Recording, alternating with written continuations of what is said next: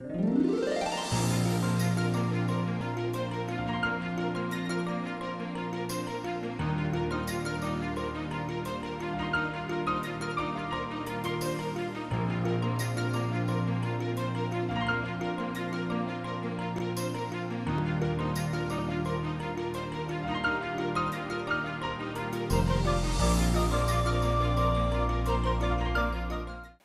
Paodma mieng tabi punamapu khurumjari.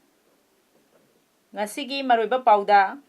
Rabi campaign amasung Manipur Farm Agri Equipment Mela hokre. Laingaki aran ahui sumthokpa MLA gi mathongni. Jadonang Memorial Football Tournament ki winner DFC na oikre. Hauzik mapungiba pau amuk lobirasi. Manipur gi laubuk sing sahi supa sangna lehenana ba pandam da Chief Minister Nongthombam Birena Rabi campaign amasung Manipur Farm Agri Equipment Mela ama ngasidagi pangai gi hautalda Manipur Sarkar gi Agriculture Department amasung Manipur Farm Enterpriser ga khusamnaduna sinba thoram ama haudokre. Athoiba RTT gi warolda Chief Minister na haikibada ngasi haudoliba Rabi campaign asina state ki economy da soidana kanaba piba ngamlagani. Thabak asida Chief Minister masamangna monit tawgani Manipur gi law singuda pothok hena puthokpa ngamnaba lawmi farmer singda agriculture gi machinery amadi loan lawbada sada sama subsidy pigani lawmi singi welfare gi damak anoba policy su lawthok lagani sarkar na private agency amasong farmer singa punsanaduna thabak tawminaba mathau tai sarkar asina chok thaba laitana sector khudingda development poraknaba hotnari masi Prime Minister Narendra Modi gi bijani ing lisingani kungani thoida farmer singi income double ehananaba pandam thamli haike. Chief Minister na sengdok laduna haukiba numit kharni sida masak khangdaba sana state asigi tongan ba mafam singda yumda yokpa sa singda attack chathariba asida miyamna mipai bigano district forest officer amadi police na lanthum ngak senaba pautak pikre athuba matamda thodok sigi maramda khangba scientist sing imphal da yorok lagani sa asi phanaba tongan ba mafam singda case haduna thamle sa asi masak khangdok naba hotnari. Thauramsigi President ki warolda Agriculture Minister Hangkhaliana phongdokhibada Manipur da law uba yaba lam hectare lakh ani dasmik ahum mari lay farmer singi income lakh liba ing lisingani kungani thoi phawgi manungda double ohananaba development na kanna hotnari. Thauramada Deputy Chairman State Planning Board ki S Rajen Agriculture Director PH Rajendro amadi official singsu saruk yakhe. Thangmaiban Kendra gi MLA Joy Kisan na haikre sarkar asina tarokpa asoiba aranba sing sumthokpa haibasi opposition MLA ama oina aihaki ithone ruling amasung opposition haiba leite aranba sumthokpa haibase miyamgi yaifanaba thabak tawbani wafam asi khuyathong pukri asobo mayada leiba MLA khumuksam Joy Kisan singi yumda paumi singa unaba amada mahakna phongdokhibani mahakna makha taraduna BJP asi constitution khangdre haibasi ngarangi makhoigi wangangduda takjare Congress tagi karaklaba mioi ama state asida lairiba BJP na lusingba sarkar asida minister ama oiba haibase constitution na yade government asina nampuda detector laingak salaire handak social media da sarkar gi mayokta wafam khara phongdok lubagi dama NSA tahan khiba adu aina yaba natraga yadaba haibadu lawmaker singna hena khanglamgani hauzik lairiba BJP na lusingba sarkar asigi mayokta wangang luba khudimak nampuda apha apun tawriba asi yaningde haike. Yumda yen nganu halambagi thodok ngasi su leptana satharakli thawang asi karamba makhalgi jibano haibado khangdoknabagi damak forest department ke social lead team sing semduna thodok thokpham singda hakthengnana satuna yengsinba haukhre ngasi su sengmaijing top langthabal sangai prona singba mafam kharada yumda loiba yen nganu sing halambagi thodok thokpadagi forest department ki team sing satuna yengsin ke Imphal West district ki sangai pro mamangda Laiba Angom Prem Kumar Sahi Nifuga Mangagi Yumda Anirak Suba Oina Yumda Loijaba Nganu Hatuklaga Lairamba Thengna ke Mafam aduda Forest Department ki Deputy Ranger TH Kiran Singh na lusingba official team ama laktuna yengsinkhre thodok thokpam adudagi sample na singba lokhatlaba matong TH Kiran Singh na phongdokhibada nganu yen hatpagi mawong asi ayamba loina manai hauzik phawbagi oina karamba makhalgi sana nganu yensing asi hatpano haiba sapsana khangdrabasu mafam sing asidagi lokhatliba sample sing asina karigumba kharadi khangba ngamlagani haina phongdokhe ningsingba yai mamang thagi tang kunga mapanda Angom Prem Kumar gi yumda loiba nganu tara amasu halambagi thodok laikhrabani Handak marak yumda loiba sa yen paktaknana halakpagi thawong asibu khangdoknabagidamak Yening Animal Foundation YAF na CCTV camera fit tawba hokre miyamna samamnariba asi kokhananaba honagani haina YAF ki General Secretary Jeko Khuraijamna thadorpa serol amana hairi serol asina hai YAF na leptana investigation changsilakpagi saruk ama oina spot ta satlaga report lawjaruba amadi I pau khomjinbadagi aikoina phangjaba data da semjin sajinba yadaba thodok kharadi seng sengna thokle maram aduna hairiba miyamna samamnariba sa adugi asengba khara khangba ngamnanaba lanai oina YAF na night vision jawba CCTV camera na singba fit tawduna record tawnaba hotnajaba hore lainga ki maikaidagi di hiram asida thawrang khara paikhat haninge miyamna mi paiba pokleba asi lainga na lumna lawbiraga emergency step khara laukhalakpasu mathau tare YAF ki maikaidagi appeal tawjaningbadi social media da semjin sajinba photo video thagatuna ka hena miyamda akiba poknaba sandokpagi thawong asi topio makha tarakpada YAF na changsilakpa thabaksingda miyamna su mateng pangbiu loinana YAF ta mateng pangbirakibasingbusu YAF na thagalakpa phongdorakle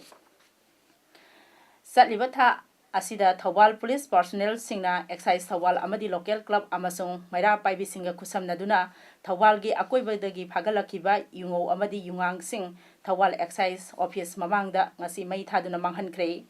Thawal exercise gi DSP Thoksom Priyo Kumarna phongdorakibada yu sungnaba sijinaba hamai kilogram kuntrarom yauna yungo Ken beer amadi yungang sing market value da lupa lising taratare satukta ni thoirom oigani haike mai thaduna manghan kiba aduda Thawal PS ge second OC Womsa exercise Thawal ge OC Dino amadi staff sing su saruk yake Masi punna aikoigi magi valuation si 17,612 kini masi akoi Thawal exercise da thugajeris More ward number 6 Nepali Basti gi manak nakna Sialiba Khuzai Lok Turel ge retaining wall khara phajana sembiramdabana torban nakna lairuba Nepali Basti asigi yum amadi toilet na singbasing nongju tha matamda ising isau lakpada kayarak chen thaba yaukre yum amasung toilet na singba kayarak chen thagrabasu ngasi phawda retaining wall asi semjin bidabana manak nakna laiba yum sing awaba kaya mayoknari hiram asigi matangda Gorkha Samaj Samiti gi Vice President Kisan Thapana phongdorakibada hairiba retaining wall ase semjindaba yumbu singna awaba kaya ama mayokna halle athuba matamda nongju tha laktriba ngaida Manipur leingakna mieng jangbiu haina phongdorakhe Sarangpatagi yaripok taba lambi sabungbam nakal mapa haina khangnariba inter village road asi athuba matamgi manungda semjin bidrabadi lambi thingba yauna akanba khongjang kaya changsilagani haina ngasi lamdam madungi praja singna phongdorakle ngasi Sarangpat GP CWB MA ICHON SWYC WWA amadi RYDO na sinduna lambi asigi phibam yengsinbaga loinana Sarangpat mamang laikai sekthong lampakta pangthokiba paugi mifam amada The Women Welfare Association awang Kangjaibung Sarangpat M Manglembina phongdorakpada lambi asi Sarangpatagi yaripok phawba chatnanaba yamna maru oiba lambi amani lambi sembidabana mamangi laingaki matamdagi haijaraktuna ngasigi laingaki Chief Minister Biren amadi Work Minister Bisorjit phawba unaduna haijakiba laikre go to village ki thoram phawbada hiram asi pukhatuna khangan khibasu laikre adubu ngasi phawba miyamgi kholau tabidaba habasi yamna nungaite haina phongdorakhe Praja amak oina aikoigi bazar amaka thungang amaga yamna lifeline oiriba lambi asida matam kayagi mamangi leingak amasung asi paliba leingak asida praja miyamna taknaduna lakhibani memorandum kaya submit tawjakhre ngasigi leingak asida jo Biren Singh Chief Minister na panbiba amasung Works Minister Biswajit ta aikoina association na miyangi mahut sinjaraga aikoina memorandum kaya submit tawjakhre adubu ngasi phawbada thabak oina onthokpirakte Thawal district ki hairok ta laiba lamdam asigi amata ngairba ningol club ke nauna thaupugadaba thaumi singe wasak lobagi thoram amangase hairok part 3 champra thong makhong da laiba club asigi sanglenda pangthokre thoram aduda kada headquarter gi president in charge oiriba hijam Priyo Kumar Kada Headquarter की Women Affairs Secretary T Purnima, Ningon Club Hairo की President T H Vijamala, amasung Ningol Club Hairo की Hanagi, Organizing Secretary N Abesnana Atoiba Mitung Sing Oike, Nauna Kalaba Ningol Club Hairo की Member Singbo, Kada Headquarter की Women Affairs Secretary T Purnimana Amata Oibagi Aset Pawasak Lauke, Club asi Coalition Against Drugs and Alcohol kada Manipur amasung Social Youth and Progressive Organization SYPO Hairok Kendra ani gimeng makhada sahi asigi January tang kunga mathoida Hairok Part 3 Champrathong makhongda leiba Laisra mainagi Sanghaida Hairok da leiba tongan ba laikai singdagi Ningol oibisingna saruk yaduna pangthokkiba mifam amada Ningol Club haina maming thon duna Ningol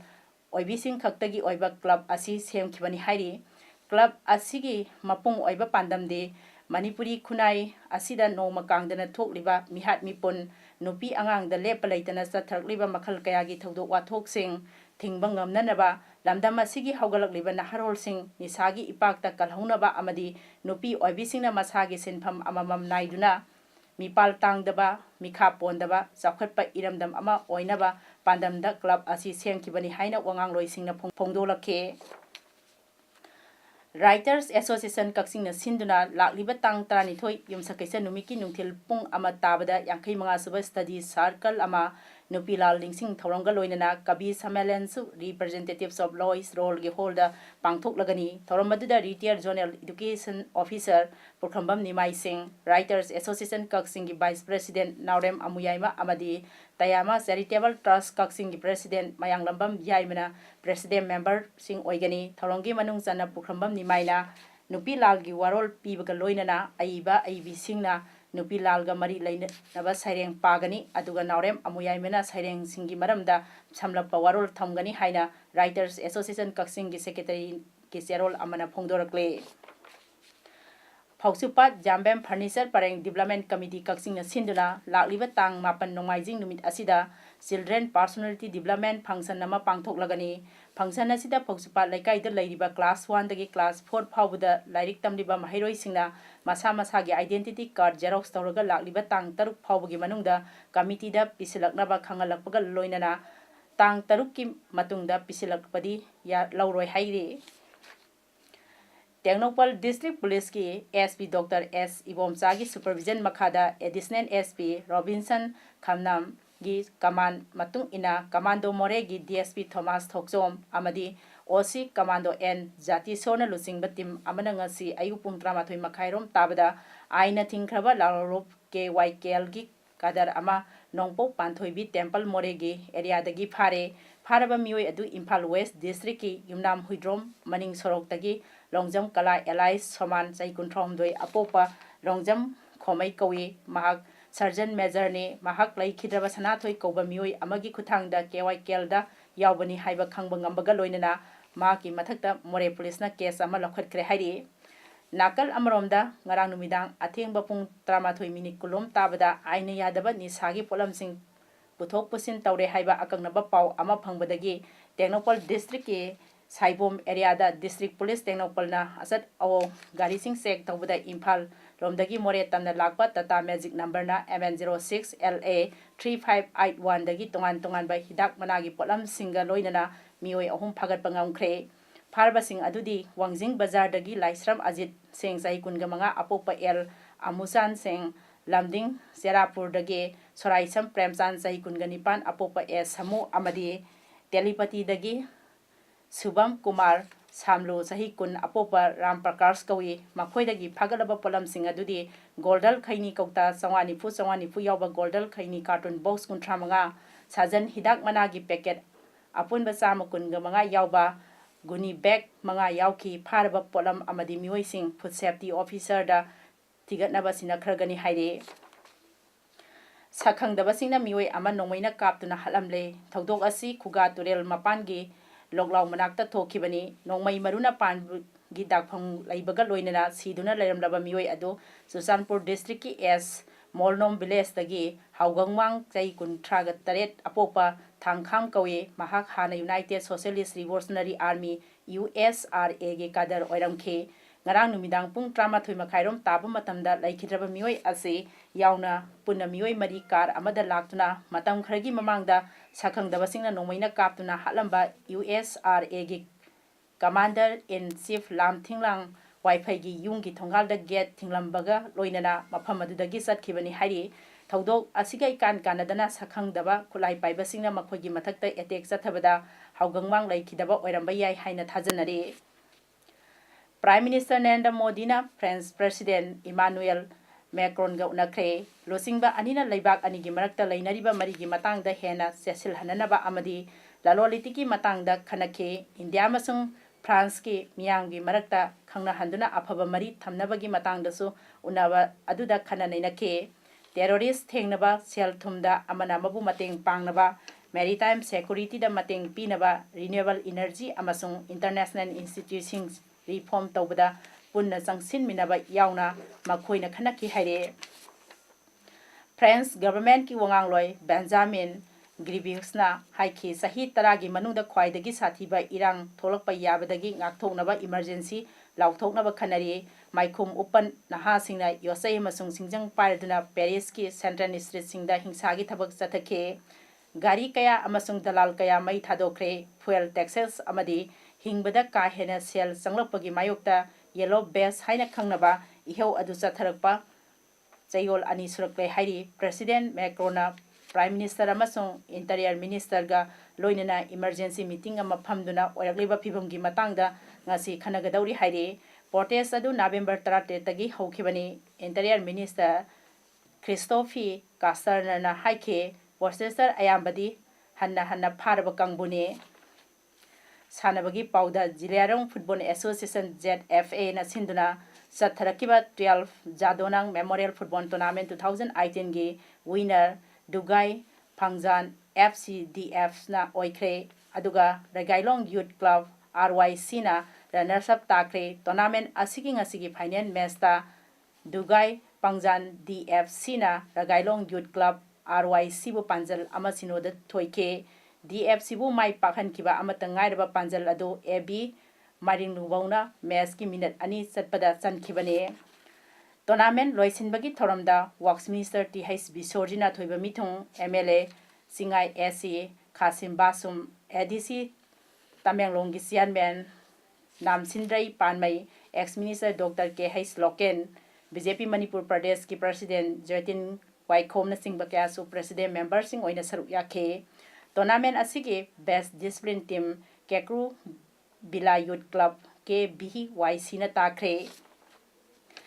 best match pass team na Khaupum Football FC KFC na best player of the tournament na Dugai